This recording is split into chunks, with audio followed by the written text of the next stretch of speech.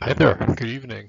I'm excited to share with you all my little presentation on the space race era. It's definitely a time period that is close to my heart. I just think it's absolutely fascinating.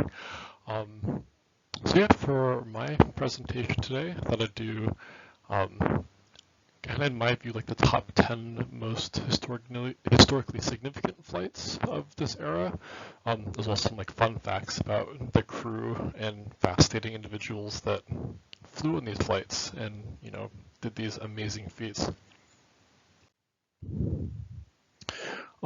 So first up, Vostok 1.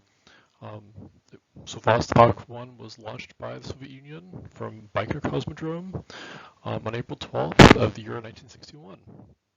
And this was a big deal. It was the first manned spaceflight in human history, and as well as the world's first orbital flight. And as you'll see for the next one, those two don't necessarily go together.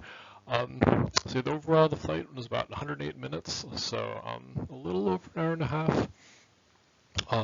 And the vehicle was fairly interestingly designed. It was a sphere, which isn't something that you see really anymore. And the way the astronaut would re-enters, the little spherical portion would pop off, and the pilot would eject and kind of hop out with a parachute. So I imagine landing would have been really intense.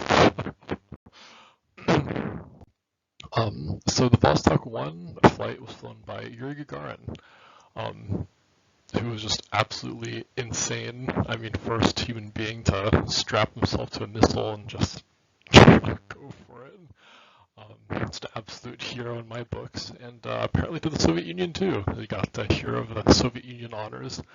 Um, so yeah, he was the first human to journey into space. His family unfortunately suffered at the hands of the Nazis when he was younger. He grew up in like a little farming town, and he got overrun during the war, and just awful. Um, but Yuri's a cool guy. He always loved aviation. He joined an aero club when he was younger, um, and that's kind of how he got his way into aviation. He used to work at like a sheet metal factory, and kind of got his way out of that. Although he only flew one space flight, because he's such a big deal culturally to the Soviets, they didn't want him flying anymore to like risk his life. So he ended up like having like some drinking problems and just kind of a not so fun period in his life. And well, that didn't work out too well anyways, because unfortunately, in '68 he died from crashing a MiG. And there's lots of different theories around that. Like officially, I think the government said it was like I don't know, a weather balloon mishap or something. But there's lots of different theories, whether he was like drinking or someone jealous like sabotaged his airplane or something like that. So mysteries abound. I think the next big monumental flight, space flight during this era was Mercury Redstone 3. Mercury Redstone 3 was launched by the US from Cape Canaveral on May 5th, 1961.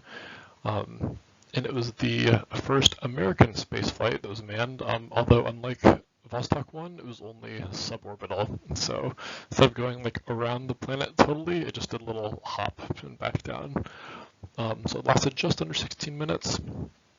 And unlike the spherical design, so reentry is more like a water drop, which you see on spacecraft now, like the Dragon and like the Soyuz. So that design has been much more stand the test of time. So Alan Shepard was the awesome human being who flew this mission. Interestingly enough, he was almost expelled from flight school for getting like really bad grades. Um, Although he kind of saved himself by going back and getting like private lessons, and then he's able to like survive naval flight school. But he almost dropped out, and he wouldn't have been the first American man in space. Um, He also served during World War II, and interestingly, his ship, which is the USS Cogswell, was the first to enter Tokyo Bay when Japan surrendered. So that was kind of a big deal.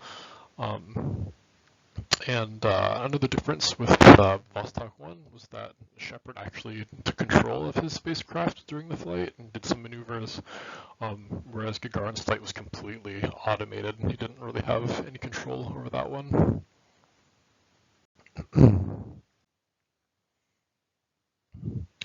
Alrighty, I think the next monumental flight during this time was Mercury Atlas 6. It was the first crewed American orbital flight. And overall, there were 3 orbits completed in just about under 5 hours. And it had the same like spacecraft, but the rocket it was launched on was like way bigger. So just a minor but significant difference there. The spacecraft was flown by John Glenn. Interestingly, he's the oldest person to ever go to space at age 77 in the 1998 Space Shuttle Discovery mission. So NASA cleared him for that, which I think is pretty neat. He's got a huge wartime history, flew out over 149 combat missions in World War II. He even used to be the president of RC Cola, so that's kind of fun. And he even ran for president. I'd say another big one was Vostok 6. It was launched from Baikonur Cosmodrome in 1963, and it was the first flight to carry a woman into space. And it was also the final flight of the Vostok program. And Valentina Tereshkova, another hero of mine, super cool gal. She was the youngest woman, still is, to fly into space at age 26. And she was a huge skydiving nut. She did over like 150 jumps, which is kind of how she got the attention of the Soviets. And funnily enough, like after she landed, she had some dinners with some local natives, but she got in trouble for it because she was supposed to do some testing after landing. So she's a little naughty there. She married another cosmonaut, and also she wants to go to Mars. So that's pretty neat, and hopefully she can do that. Another huge one, Voskhod 1, was the first flight to carry more than one person into orbit. Also the first without spacesuits. It was a little scary because there was no ejection module. It was flown by Komarov, Feoktistov, and Yegorov. Fortunately, Komarov was the first person to ever die in spaceflight during the Soyuz 1 mission. And let's see, another big one connected was the Voskhod 2. This was the first spacewalk. And this mission had a bunch of issues, like the suit ballooned and the hatch wouldn't quite seal right, and they even landed out in the boonies somewhere and had to like survive their lives for a few days. So trouble all around. And Alexei, one of the astronauts, also flew in the later Apollo-Soyuz mission. Now getting kind of into the moon missions, Apollo 8, a big deal, the first time spacecraft orbited the moon. It was also the first flight from Kennedy Space Center, so it's kind of a big deal there. And the mission there took a little less than a week. This mission had the first people to witness and photograph the far side of the moon, as well as to see an Earthrise, so it was kind of neat. And Lovell was also the first to fly to the moon twice. And I barely need to mention this one. Apollo 11, easily the most, in my mind, either neck and neck with Vostok 1, like the most important flight of the space race. Launched and landed in 1969. Of course, the first man to land on the moon, and is the 5th of the Apollo missions. And interestingly enough, your smartphone is more powerful than the Apollo 11 flight computer. So I don't know, make of that what you will. Hopefully you're putting it to good use, not just TikTok. Let's see. So Neil Armstrong, huge aviation nut. He got his pilot's license when he was 16 before he could even drive. He's definitely focused. Respect that. Buzz Aldrin took communion on the surface of the moon, but that was kind of a neat little fun fact there. And Collins, poor guy, he didn't get to go on the moon. He had to stay behind in the command module while it was orbiting the moon, and only Buzz and Neil got to actually walk on the surface. Apollo 17 was the last of the lunar missions, and it was also one of the missions to operate the lunar roving vehicle. It was also one of the first, actually it was the first NASA mission, crewed mission to launch at nighttime. And Cernan is the most recent person to have walked on the moon. And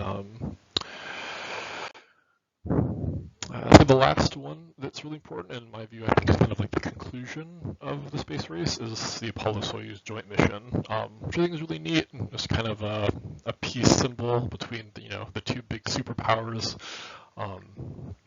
And it was also the last Apollo mission to fly, and also the last of America's crewed missions until the space shuttle flew about 6 years later.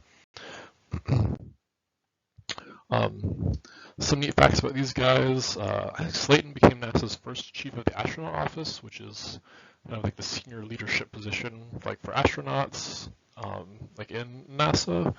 And Leonov, if you recognize him, he flew on the earlier Voskhod 2 mission. So even after all that craziness, just kept going.